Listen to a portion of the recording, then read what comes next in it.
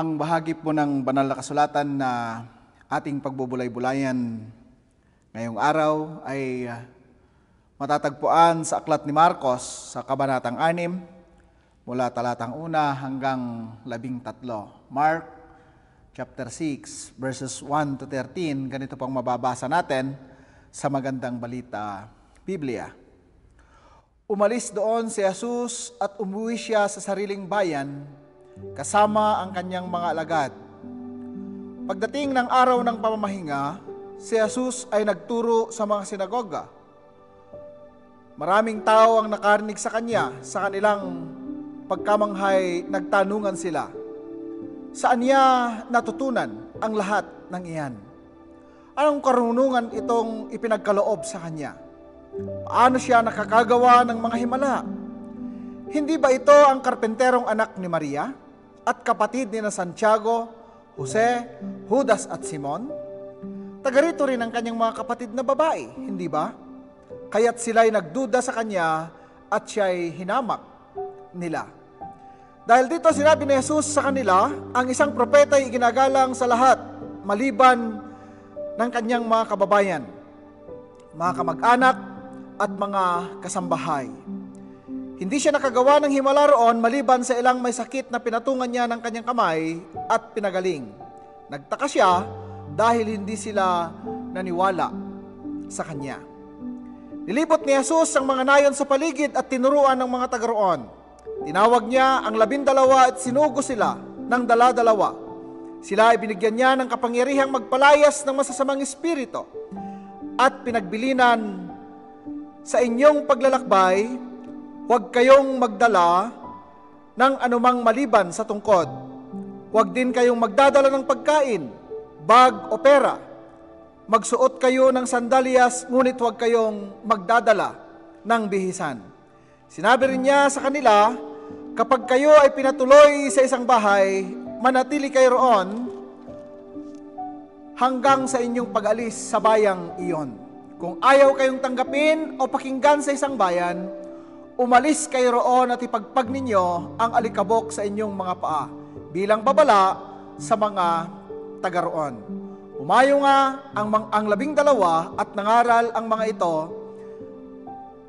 ang mga tao, at nangaral na nga ang mga tao ay dapat magsisi at tumalikod sa kanilang mga kasalanan. Pinalayas nila ang mga demonyo mula sa mga sinasapian ng mga ito. Pinahiran nila ng langis ang maraming may sakit at pinagaling ang mga tao. Tayong lahat ay napagpala sa ating pakikinig sa pagkabasa ng kanyang banal na salita. Isang napakagandang umaga, araw sa ating lahat. Tayo ngayon ay muling magsasalo-salo sa dulang ng ating Panginoong Hesukristo para sa ating pagkaing espiritual. Ang tema natin ngayong umaga, Home Sweet Home. Home Sweet Home. Marahil hindi bago ang salitang ito sa atin. Ang ibig sabihin ng Home Sweet Home ay implies that no matter what, home is always the best place to be. Sabi nga natin, there is no place like home. Bakit? Sapagkat sa ating mga tahanan, dito nakatira at matatagpuan ang isang pamilya na buo, na tinali ng Panginoon. Nandito yung mga kauri, nandito yung kakilala natin mula pagkabata hanggang sa edad na mayroon tayo ngayon. Walang tirahan o walang tahanan na mas maganda kaysa sarili nating tahanan. Kung maalala po natin, nung si Adan ay binigyan ng Diyos ng makakasama sapagkat nakita ng Diyos na nalulungkot si Adan. Sa kabila ng ang Diyos ay nilikha yung mga hayupan at binigay sa kanya, at siya yung nagbigay ng pangalan sa mga ito. Ngunit, nandun pa rin yung kalungkutan ni Adan at nakita ito ng Diyos. Kaya't ang Diyos ay nagbigay ng isang katulad ni Adan. Yun nga si Eva, no? Yung kauri mismo ni Adan ang ibinigay sa kanya ng Diyos. Gayon na lamang ang tuwa ni Adan. Ang sabi ni Adan, "At last, here is one of my own kind, bone taken from my bone, and flesh from my flesh." Isang kaligayahan, isang kagalakan na hindi na ibigay ng unang mga ibinigay ng Diyos kay Adan. Ito'y tumuturing o tumutukoy doon sa sarili niyang buto at sa sarili niyang laman. Your bone and flesh. Ito yung sa lectionary po natin ngayon. Ito yung series, ito yung theme na tinitignan po natin ngayon sa ating lectionary. Your bone and flesh. Na kung saan, titignan po natin na napakahalaga po yung relasyon sa loob ng isang pamilya. Yung napakagandang relasyon. Na iniisip po natin, na inaasahan po natin na sa loob ng pamilya, nandun yung napakagandang relasyon. Napakatimbang ng dugo, ng laman, ng iyong laman, sapagkat pwede kang magsakripisyo, ibigay yung totoong pagmamahal sa iyong laman, sa iyong kamag-anak, sa iyong pamilya. Na inaasahan naman natin na bawat isa, na dito natin makikita at mararanasan ang tunay na pagmamahal na hindi maibibigay ng komunidad na ating kinabibilangan. Sa ating Old Testament reading, yung mga tribo ng Israel na pumunta kay David sa Hebron ay nagsabing, we are your own flesh and blood. No? Lumapit sila kay David. At ito yung kanilang sinasabi.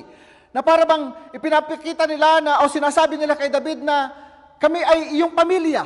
Lingapin mo kami, mahalin mo kami. Sapagkat at that time, si David ay kinilalang talagang magaling na hari. No? Marami siyang tinalo dahil sa kapangyarihan ng Diyos na ibinigay sa kanya. So kung i-imagine po natin yung home sweet home, mga kapatid, ay nandun yung kagalakan, nandun yung malalim na pagmamahalan ng bawat isa. Nasubukan nyo na bang naihiwalay sa inyong mga pamilya dahil sa tinatawag nating call of duty?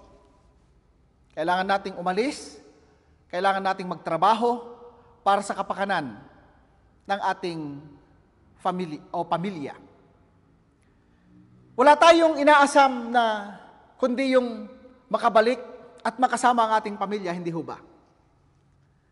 Wala tayong inaasam gaano man kaganda yung ating pinuntahan, mayroon at mayroon tayong kaisipan at damdamin na someday ay babalik po tayo. Marahil marami po sa atin na nagtrabaho sa ibang bansa ng matagal na panahon, nag-settle down na doon, may bahay na doon, yung iba nag-put up na ng mga negosyo, pero hindi naaalis sa kanilang damdamin na uuwi sa kanilang sariling bayan. Sa kanilang bayan, sa kanilang sariling pamilya. Ang gospel po natin ngayong araw sa Mark ay nagsasabing mula doon sa mga lugar kung saan nangaral ang ating Panginoong Jesucristo, siya po ay umuwi sa kanyang sariling bayan.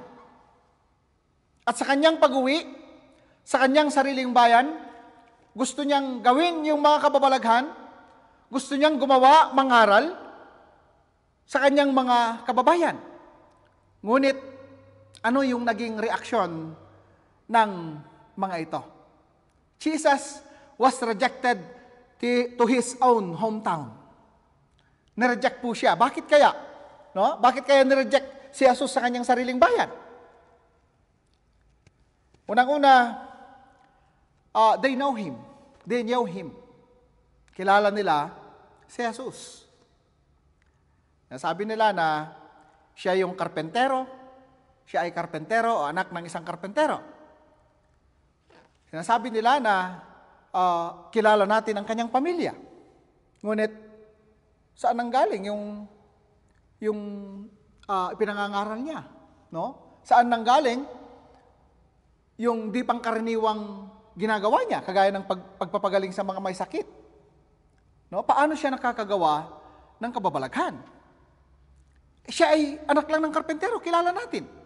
At ang masakit pa rito mga kapatid, sinabi nila na yun ng kanyang mga kapatid ay hindi siya tinanggap at hindi siya pinaniwalaan. Doon sa John, nandun yun. Doon sa John chapter 7. Kaya sabi ng kanyang mga kapatid na pumunta ka doon at mangaral ka doon. Di ba't ito yung gusto mo? No? Nireject siya ng kanyang mga kapatid. At actually, hindi naniwala yung kanyang mga kapatid sa kanya. Ito yung pinakamasakit na mararamdaman ng isang tao. Yung gustong-gusto mong umuwi sa bahay, ngunit nire-reject ka doon sa bahay. Ayaw ka nila doon sa bahay. Gustong-gusto mong umuwi sa bayan na iyong sinilangan, ngunit sa kabila ng mayroon kang pinapakitang kakaiba na hindi ginagawa ng iba, ay kine-question nila. Bakit? Dahil nga kilala kanila. Jesus was just a carpenter's son. He was not a part of the Pharisee. He was not considered among the upper class.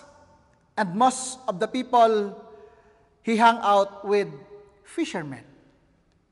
So, wala siyang credential ayon doon sa kanilang paningin. Ayon doon sa kanilang pagkakilala sa kanya. No? Doon sa kanyang komunidad, mga kapatid, nandun yung pagdududa. Nandun yung dahil alam nila yung kaniyang pinagmulan, nandun yung pinagdududahan yung kanyang ginagawa. Bagamat nakikita nila, no? Na maaring yung mga nakaranas naman ng kababalaghan sa kanya ay naniwala, no? Sabi ko nga kanina, ang pinakamasakit ay yung i-reject ka ng iyong mahal sa buhay. Ito yung pinakamasakit. Na bagamat gustong-gusto mong umuwi, gustong-gusto mong makapiling ang iyong pamilya, ngunit ayaw kanila. No? Masakit 'yan. Home, sweet home. Kailan mo masasabing home sweet home? At paano mo masasabi na home sweet home since na ikaw ay nire-reject ng iyong mga kasambahay, ng iyong mga mahal sa buhay? Pero ang relasyon natin sa community, mga kapatid, ay hindi ganon siguro kasakit na maramdaman natin na i-reject tayo. Sapagkat tayo bilang mananampalataya minsan, sinasabi natin na basta ang Diyos kilala ako. Alam niya yung puso ko, alam niya yung buhay ko. So ano yung prinsipyo natin dito, doon sa rason ng bawat mananampalataya na ganito. No? Halimbawa, doon sa komunidad, dati kang basagulero, dati kang magulo, dati kang palaaway, pag uwi mo doon mabait ka, dahil binago ka ng Panginoon, anong sasabihin nila? Yung iba marahil, kung kuna na lang ata. No? Pero yung iba marahil, nagtatanong, bakit? Pero tignan po natin na it's not what man says about you. It's not what man says about you. Dahil kilala mo ang iyong sarili, kilala mo kung paano ka binago ng Panginoon. If they treat you as if you are nobody, please don't be alarmed. Bakit? Because it is not what or who they say you are. Hindi yung ano ba yung sasabihin nila sa'yo. Hindi yung kung paano ka nila i-describe, kundi yung ano ba yung naranasan mo sa Panginoon. Ano ba yung pagkakilala sa iyo ng Panginoon? No? Before at ngayon. Dahil ang mata ng Panginoon ay nakatuon sa iyo. You are so special and so much loved by the Lord.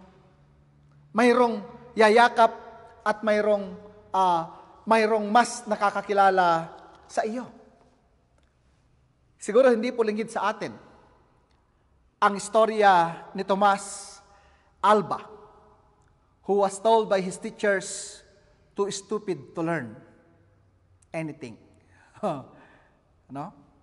Sabi ng teacher niya, walang kwan ito. Stupid ito.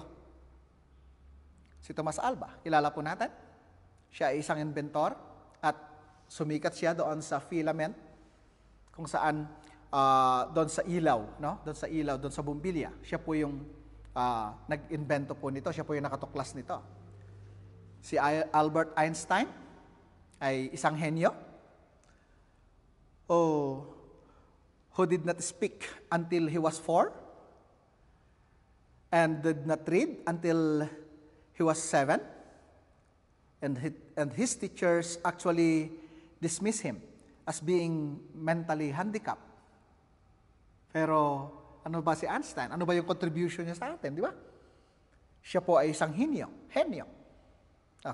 Na kung saan hindi ito nakita ng kanyang mga guro.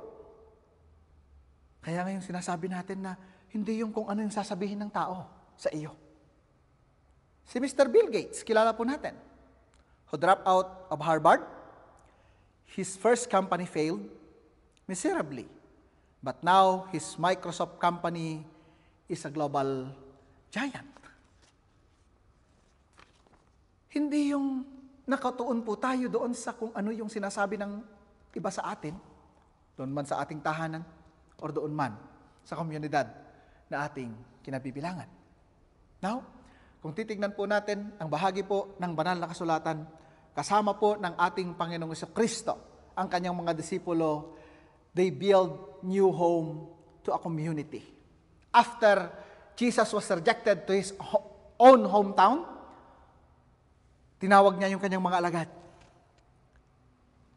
Inauthorize niya sila. In-empower niya sila. In-anoint niya sila to teach people, to heal people with illness. Ito ay isang pamamaraan na pag-build ng isang community, ng isang tahanan sa isang community sa pamamagitan ng pangangaral. No? Nangaral ang ating Panginoong Jesucristo tungkol doon sa kasalanan ng tao. Na kung ang mga kasalanan nating ito ay ihingi natin ng tawad sa Diyos, tayo patatawarin. Tayo yayakapin, tayo tatanggapin ng Diyos. At magiging kapamilya tayo. At bubuo tayo ng isang tahanan. Ng isang tahanan na mayroong kagalakan, isang tahanan na hindi nagkukunwari. Isang tahanan, mga kapatid, na ang Diyos ang nangunguna. And pinagaling yung mga may sakit. Pinalayas yung mga inaalihan ng demonyo. No? Pero dito, tingnan po natin, doon sa relasyon ng ating Panginoon sa kanyang mga alagad, nung pinadala niya sila sa mga tao upang mangaral, upang magpagaling, ano yung sinabi ng ating Panginoon sa kanyang mga alagad? Sabi niya, do not bring anything. Okay, magdala ng anuman. No? Except, walking stick. Walang tinapay, wala kayong dadalhin. No beggar's bag. No money in your pocket. Pero mo, uutusan ka, pupunta ka, gagawa ka ng misyon, na zero ang iyong pangangailangan. Wala kang dadalhin. Ito yung sinabi ng ating Panginoon sa kanila. Na gustong iparating ng ating Panginoon sa kanyang mga alagad na pwede silang mabuhay. Kasi bubuo sila ng isang pamilya. Bubuo sila ng isang tahanan sa isang komunidad na kung saan dito manggagaling yung pangangailangan ng bawat isa. At sabi pa ng ating Panginoon, wherever you are welcome, stay in the same house until you leave that place. Of course, hindi naman lahat ng mga tao, hindi naman lahat na kanilang pinuntahan ay winelcome sila. Diba? Kagaya ng ating Panginoon. Ang ating Panginoong Jesucristo ay nakaranas ng rejection sa kanyang pamilya, nakaranas sa kanyang sariling bayan. No? So ito ngayon yung sinasabi niya sa kanyang mga alagad na maaaring maranasan din nila. Na ma-reject po sila. Pero ang kanilang objective ay to build a new home in a community kung saan doon sila pupunta. No? Kung saan doon sila maninirahan, hindi ng panghabang panahon, kundi ng maikling panahon. Building a home doon sa mga tao na hindi mo kaano-ano. Kung sinasabi ng ating Panginoon na walang napapurihan na propeta sa kanyang sariling bayan, mga kapatid, dito, sinasabi niya sa kanyang mga alagad, gagawa tayo, magkikreate tayo, magbibuild tayo ng isang tahanan sa komunidad kung saan ko kayo inuutusan. Naging successful ba ito, mga kapatid? Na mayroong o nakagawa ng tahanan ang mga alagad na ito? Of course. Pero mo yung mga taong nakakilala ng kanilang mga kasalanan at humingi ng tawad sa Diyos? Biro mo yung mga taong pinagaling nila? Sapagkat kung titignan po natin yung mga ibang account, talagang sumunod sa kanila, sa mga alagad, yung mga demonyo, umalis sila sa mga tao. Kinas out nila ito at umalis yung mga tao. Naghihiyawan yung mga evil spirit. So nagkaroon ng pagbabago sa personal na buhay ng mga tao doon. At nakabuild sila ng isang tahanan na mayroong pagmamahal at concern sa isa't isa. Jesus and His disciples built a new community founded in love and service. Founded in love and service. Bakit? Hindi naman niya inutusan sila ron upang kumita. Hindi naman niya sinabing, singilin niyo sila. Na ibigay sa inyo ng walang bayad, ibigay ninyo ng walang bayad. Kung ikaw ang ginawa ng mabuti, anong gagawin mo? Gagawan mo ng masama? Maybe. Yung iba.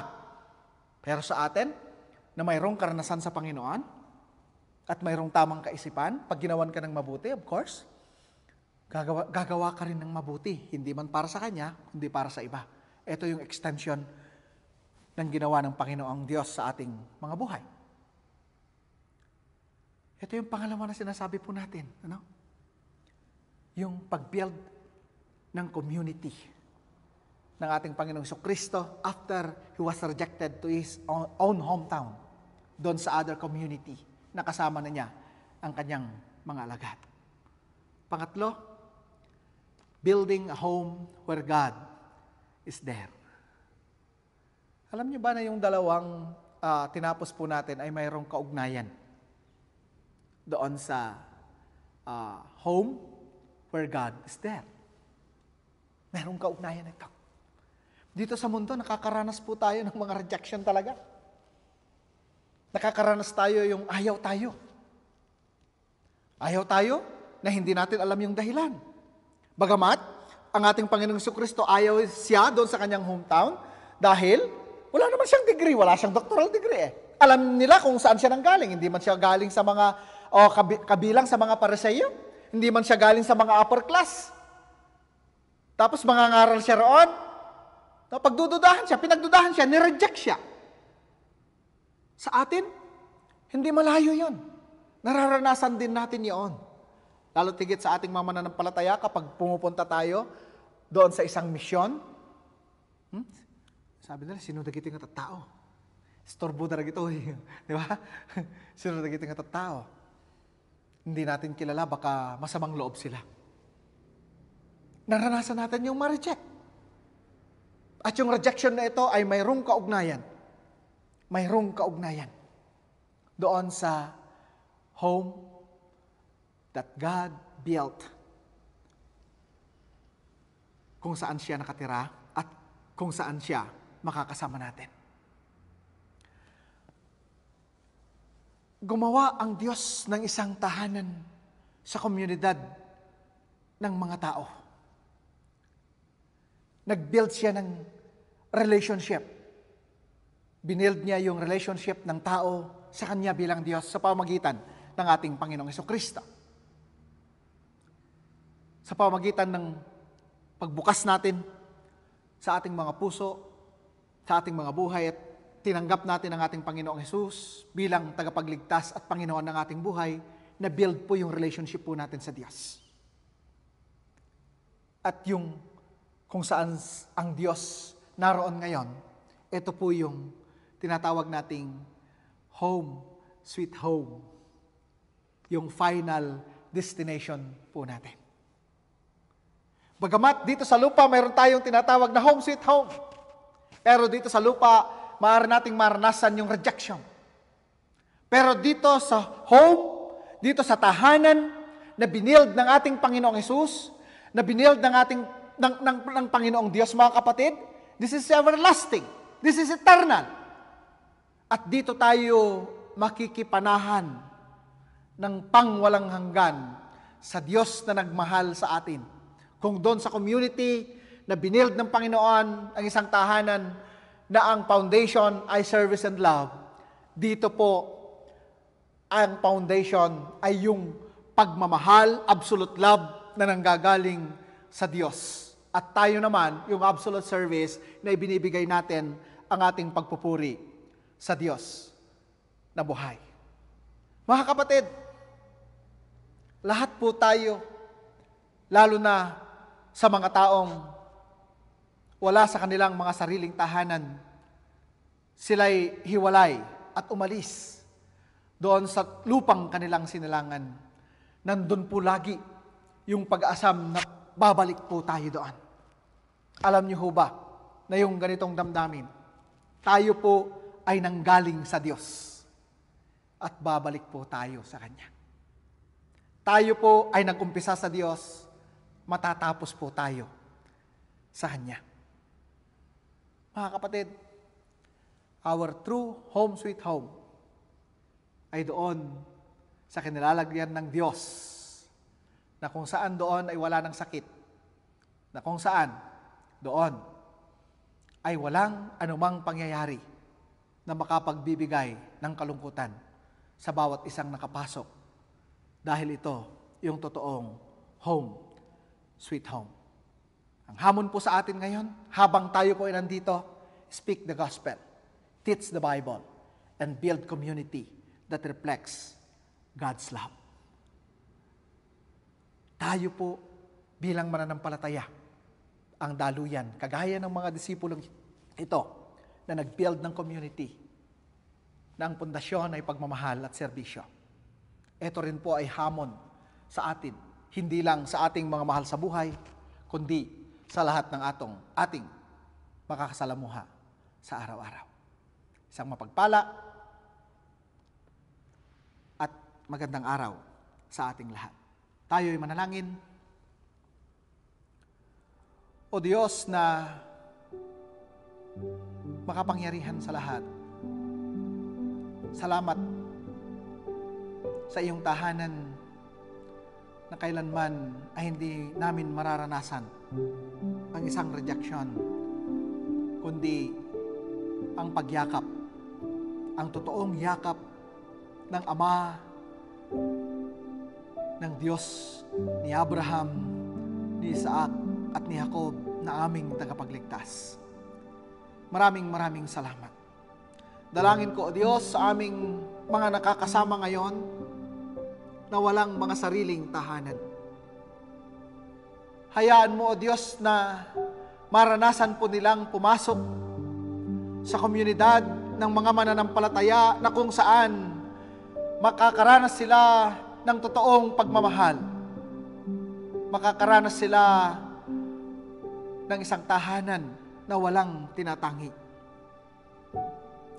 Kung mayroon man sa amin ngayon, Panginoon, na nakakasama namin sa pananambahang ito, na mayroong mga kabigatan, na mayroong mga katanungan, na hindi nasasagot, at may mga pangyayari sa kanilang mga buhay na hindi nila naiintindihan, dalangin ko, O Diyos, na patuloy mo silang yakapin, itayo kung sila'y nalulugmok, bigyan ng kalakasan kung sila'y nanghihina. Hayaan mo, Panginoon, na lumago ang kanilang karanasan at umibig ng labis sa aming lahat na makasalanan. Maraming salamat, O Diyos, sa iyong dulang na nakabukas.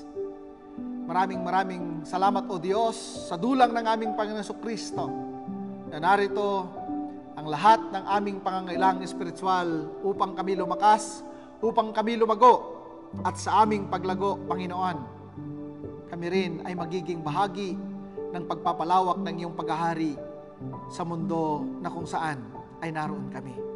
At kami ay magiging kasama sa pag-build, Panginoon, ng isang tahanan para sa lahat ng nangangailangan ng totoong tahanan. Dakilang Ama, patawarin mo kami sa panahon na sarili lang namin ang aming iniisip. Patawarin mo kami, O Diyos, sa panahon na ang gusto lang namin ang aming ginagawa. Patawarin mo kami, Panginoon, sa panahon na kami nakakalimot sa panuntunan, kung saan doon mo kami binigyan ng pag-asa, doon mo kami binago, doon mo kami pinagpala. Maraming salamat, O Diyos, sa iyong mga salita at sa pagkakataong ito na patuloy ka naming sinasambat, pinapupurihan. Salamat sa teknolohiya. Salamat, Panginoon, sa aking kasama ngayon, kay Brother Rael, na nagiging posible ang pagbabahagi ng iyong banal na salita at hindi ito nalilimitahan, kundi ito'y nakakarating kung saang mayroong teknolohiya na ginagamit, Panginoon. I-bless mo po si Brother Rael, Panginoon. I-bless mo, O Diyos, ang bawat isa. I-bless mo ang BCF-UMC, na kung saan ito po yung aming ministry para sa lahat ng naaabot ng teknolohiyang ito. Maraming salamat, O Diyos. Sa pangalan ni Jesus, ito ang aming panalangin. Natapos na ang ating sama-samang pagsamba, ngunit kayo'y magpapatuloy sa inyong paglilingkod. Ang anumang biyaya na inyong tinanggap ay inyong ipamuhay. Huwag din naman ninyong kalimutang ibahagi sa iba. Magmumula sa inyong tahanan, sa komunidad na inyong kinabibilangan, at sa lahat ng taong inyong makakasalamuha sa araw-araw. Sa pangalan ng Ama, ng Anak at ng Espiritu Santo. Amen.